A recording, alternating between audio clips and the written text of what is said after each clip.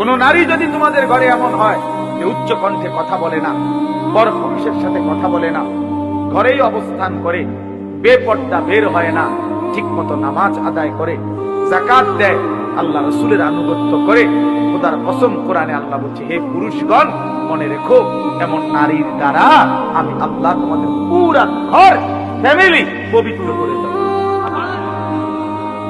ইন্নামা ইউরিদুল্লাহু লিইয়ুযহিবা আনকুমুর রিজসা আহলাল বাইত।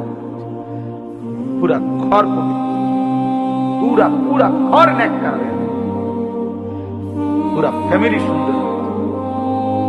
এজন্য শেষ কথা এটা মনে রাখো যুবক, এই পৃথিবীর সবচেয়ে বড় সম্পদ কোন মানুষের জীবনে, দুনিয়ার সবচেয়ে বড় অর্জন কি? আখিরাতের অর্জন তো জান্নাত, আখিরাতের অর্জন আল্লাহর সন্তুষ্টি, ঠিক আছে না? এগুলো হলো আখিরাতের শ্রেষ্ঠ অর্জন কি? জান্নাত। আখিরাতের শ্রেষ্ঠ অর্জন কি? আল্লাহর সন্তুষ্টি। দুনিয়াতে কোন পুরুষের সর্বশ্রেষ্ঠ অর্জন খোদার কসম নবীজি বলছে, একজন সতী সাধ্বী চরিত্রবান নেককার স্ত্রী। 100 কোটি টাকা না, হাজার লক্ষ মিলিয়ন বিলিয়ন ডলার, 100 তলা ভবন, 50টা 100টা গাড়ি, সারা পৃথিবীর অনেক জমি জায়গা, অনেক বাড়ি, অনেক বাজার, অনেক ব্যবসা, অনেক টাকা পয়সার চাইতে একজন পুরুষের জীবনের সবচেয়ে